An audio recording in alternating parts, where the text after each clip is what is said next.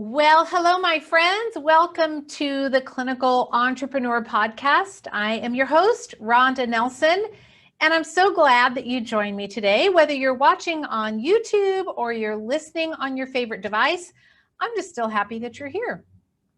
I want to talk to you today about something that sadly I've had to get kind of good at over the years, and it's something that I never wanted to be good at.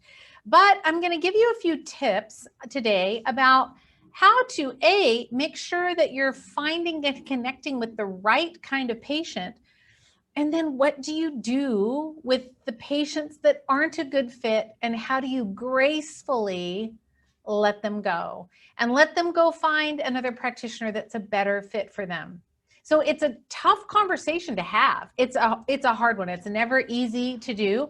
And I have lost sleep and been in angst about having to have these kinds of conversations with patients. But over the years, I've kind of figured out a way to do it and do it gracefully so that everybody wins in the end. And that's the goal. Like, we want to preserve relationship with the patient. I want to maintain my integrity, and I want to make sure that the patient gets taken care of. So before I get into the how to let them go, let's talk about how to make sure that you are finding the right ones. I've talked about this in prior lectures and podcasts, but I wanted to dive a little bit deeper today because it is something that I think we can all do a better job at looking for those little clues that might give us an inkling that the patient may not be the right fit for us. So the first one is, how do you know if you've got a good connection or relationship with the patient? Decide whether you connect with them. So I guess that's a little bit redundant, but my point is, do you feel that kind of jive or energy when you meet with them? It doesn't mean that you have to be a besties, but it does mean that you have to feel that rapport. There has to be some kind of connection. So that's number one. You want to make sure that there's something there that you can work from. That's the foundation from which the relationship is built. So is there connection? I'll give you an example. I had a patient come in one time, and the minute that the patient started talking, I was just irritated. Now, I don't know why I was so irritated. I was just irritated. I don't know if it was the sound of their voice. I don't know. Maybe it was just a bad day, but I was just like, irritated. That is not going to set up for a great long-term relationship. So I don't know what happened there, and I'm not making the other person wrong, and I'm taking full responsibility for it. But that feeling, when you've got that feeling and something just doesn't feel right, you're better to end the relationship sooner than later. Don't let that type of a foundation start, because it's not going to end well for either one of you. So number one, make sure that you have a good connection. Number two, do they trust you? Do they trust you? Do they have reason to trust you? Have you delivered on what you've promised? Have you set good boundaries and good expectations in the very beginning so that they know that they can trust you and you're going to come through? You want to know that they're coming in and they're not trying to always outsmart you or one-up you. You need to have a relationship with a patient where there's complete trust. They trust you and your ability to get results for them, to help them get better. Because if they don't believe that, or they don't have trust in you, it's going to be an uphill battle, because it's always going to be a me against you. I'm trying to convince you that I can help you. And we don't want that. Number three, does communication between the two of you happen and occur very naturally and very easily? Are there any issues when you're trying to have a conversation? A good example is the person who interrupts all the time and constantly cuts you off and never lets you finish a sentence. I don't know about you, but that is one of the things that just irritates me. I will go from 0 to mad in a New York second when I get interrupted. I hate it. It makes me so mad. So when I have someone in my office and they're talking to me, or I'm on the phone with a patient and they're cutting me off mid-sentence, for me, that's not going to work. You might be totally groovy with it. good on you. But for me, that's a deal breaker for me. So does communication happen? Is there a mutual respect as you're having communication back and forth? All right, number 4. This is a biggie right here. If you're multitasking, come back to me because this is a biggie.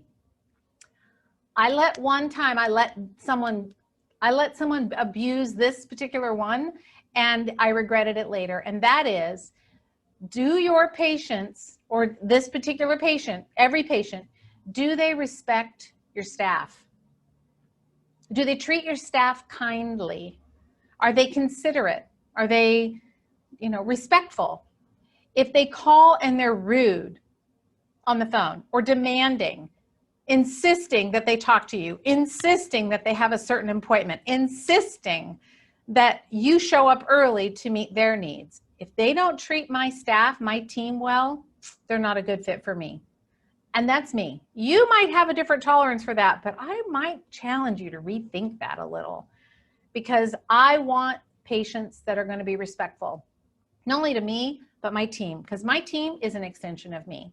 All right, the next one is, are they demanding special treatment, like showing up early, or I want you to hand deliver my supplements, or I expect you to only see me at this time on this day of the week, every time, no matter what, or I want to be able to access you all the time on the weekends. I want your cell phone number.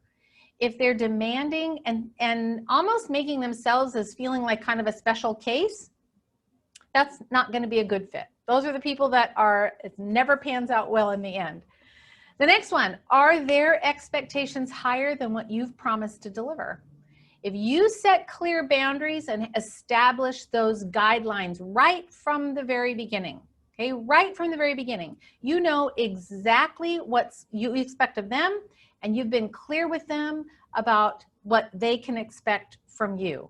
You're going to show up on time. You're going to respect their time.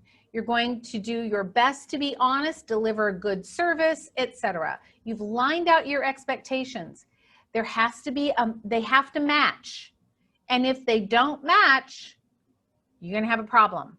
Because if the patient has expectations that are higher than what you promised to deliver, you will always be a failure and never ever reaching their level of expectation. You're always going to come up short. That's never a good relationship between a practitioner and a patient. All right, the next one, I'm not sure what number I'm on. I'm looking at a list and I don't have them numbered, but I know where I am. The next one is, do they run to Dr. Google for their medical advice? This one's a deal breaker. I am not going to co-manage with Dr. Google. I won't do it. I'm out. Hard no. I will not co-manage the case with Dr. Google. I don't have a lot of faith in Dr. Google. I think the information that Dr. Google gives is not medically sound much of the time. So I will not co-manage a case. So if the patient comes back in and says, well, I was doing online research and I found XYZ, what do you think about this? And can we do that? And oh, I found this supplement, and oh, I found these probiotics, and well, what do you think about this therapy? And how about this? I'm out. Not a good fit for me. So there can only be one cook in the kitchen. And for the record, I'm very clear about that up front. So if the patient comes in and says, hey, I'm working with another practitioner who's doing this, and I'm working with another one who's doing this, I very respectfully step out of that circle. I just step out of the circle and say, you know, I think there's too many cooks in the kitchen. And I don't want to be that other cook that's trying to go in and I'm saying one thing and they're saying something different and then you're saying something different. And that is a lose, lose, lose all the way around. So if they're going to Dr. Google or they're working with other practitioners, I will step out. That's not a good fit patient-wise for me. The next one, do they need a fully detailed, fully referenced, verified, certified, notarized, double-blind, placebo-controlled study that's been 10 times repeated over and over? Do they need all that kind of verification before they believe you? Then I'm out. And you should be out too. I'm all for making sure that what we promise or what we deliver and how we communicate with the patients is medically sound. It is clinically sound, and we're giving them good advice. I'm all over that. But when the patient comes back and says, well, what's your proof? Well, where's the study? Well, where can I go? Well, how do I find that? I do not have time to prove to you that what I'm saying is correct. I'll send you to PubMed and I might reference a textbook, but then what happens is, and I've had this happen, and let me tell you, by the way, all of these things I'm telling you, these are all things that have happened to me. That's how I know all this, because this has all happened to me. I've had every single one of these patients come in my office, and some of them just ended bad. And some of them, as I've been in practice long enough, I now can say, okay, I recognize this isn't going to be a good fit, and I can let them go sooner than later. But when they need lots and lots and lots of proof, then and why is an apple good for you? An apple a day, why is that good for you? Can you show me where the study shows that? That's really just not a good patient for me. Those kinds of clients are not right for me. Next, are they continually challenging my suggestions and stating, well, this won't work for me. I tried this and it never works. I don't know why you would ever do this, because it never works every time. Every time I take that, it never works. I've been to so many other practitioners. It never works. I've tried it. It never works. Those are the people that often are so attached to their own outcome that they need to be ill in order to prove that the outcome will be the way that they think it needs to be. And it's sad. It's sad to me. But when patients start not wanting to try or work with me, then I'm just not a good fit. I'm just not a good fit for them. And it's okay. I'll make a referral and I'll send them somewhere else. But if they aren't willing to work with me, then I don't know how this relationship is going to pan out to be productive. I honestly don't know. The last one, so clearly we're at number 10. Do they have a history of being a practitioner hopper? So when I see on an intake form that they have seen, 4 doctors and 3 of this and 5 chiropractors and this many functional medicine practitioners and so many acupuncturists and this, when they are hopping all over the place, and what they often will say on an intake form is, no one has ever helped me. No one never knows what they're doing. Now, there are some that have been to several practitioners, and I usually can kind of have a good idea whether they've been to someone who should know how to take care of those health issues, or they're just, looking for, someone who maybe isn't quite as qualified. So sometimes you can see through that and you can weed that out. So I don't want to draw too much of a hard line here. But if it feels like they are just going from practitioner to practitioner, practitioner, always in the back of their mind saying, I'm never going to get better. I'm never going to get better. No one's ever going to help me. I'm just going to be sick all the time. Practitioner hoppers will always be practitioner hoppers. So pay attention and watch for that. So those are 10 things that I always look for that are kind of raises the hair a little bit on the back of my neck, and the alarm bells start to go off, and I think, oh, I don't know about this. This might not be a good fit for me. So now, if you know that it's not a good fit, how do you let them go? And how do you do that in a way that preserves your integrity and the relationship and lets them leave feeling fully respected and honored and valued? Because that's important. We don't want to just fire someone and say, I'm sorry, I'm not going to work with you anymore. Bye-bye. Here's your records. You're out. That doesn't feel right to me. I wouldn't do that. So what I've learned how to do is just to be honest. And sometimes honest is hard, but honest is also very refreshing, because in our society today, honesty is a little bit hard to come by. And for those of you that are listening or watching, I am sure you are all honest and you want to be honest to the best of your ability. But remember what the the patient or client experience has been is they probably have felt disappointed. They probably felt lied to, duped, scammed, false promises. Oh, sure, I can help you. And then they're in it $2,000 or $3,000, $5,000, and they still feel the same. So remember, think about how they're coming to the table. What's their perspective when they come to the table? So if they're a practitioner hopper, or they believe that they're always going to be ill, or they need, every kind of notarized receipt of everything you're going to say, right? They want it all certified and written down. If that's the person, remember that the thing is never the thing. So there's some wound or hurt or disappointment or something that they've experienced. What I want to do is try and bridge that gap. And so I will sit down with them either in person or over the phone.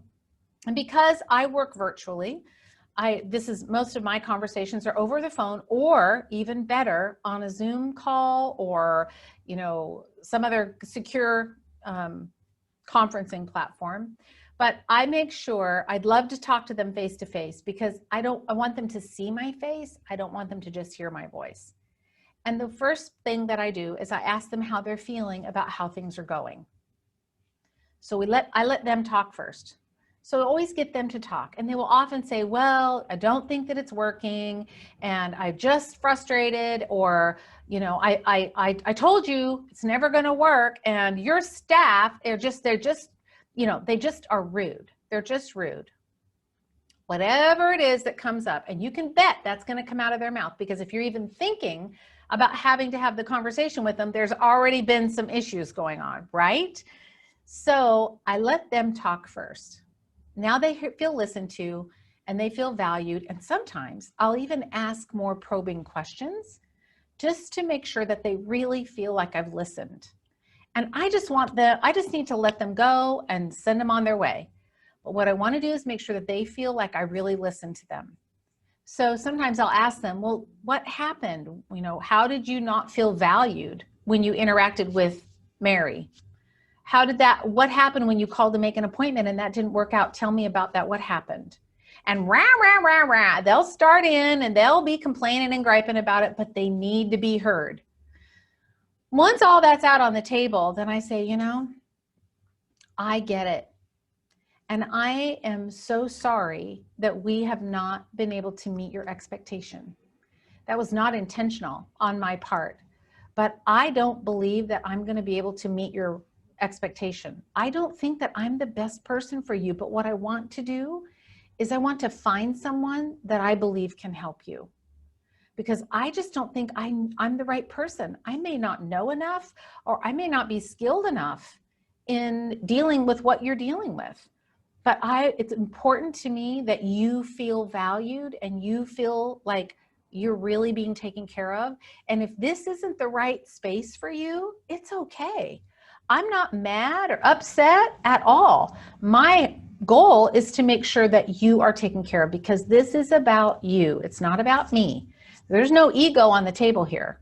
This is about you. I want to make sure you are well taken care of.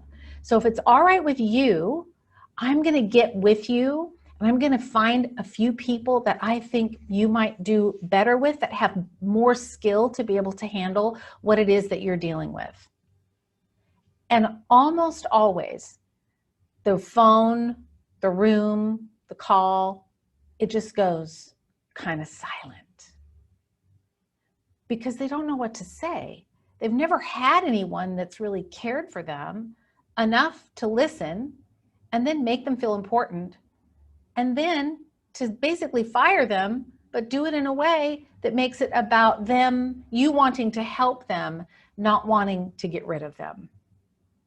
And you will often I've had so many people, you back up, I've had so many clients and patients that I have let go like this, that have been some of my best referrers, because I let them go in a way that honored and respected them. I didn't do it in a way that made them, I just sent them a Dear John letter. I don't want to do that.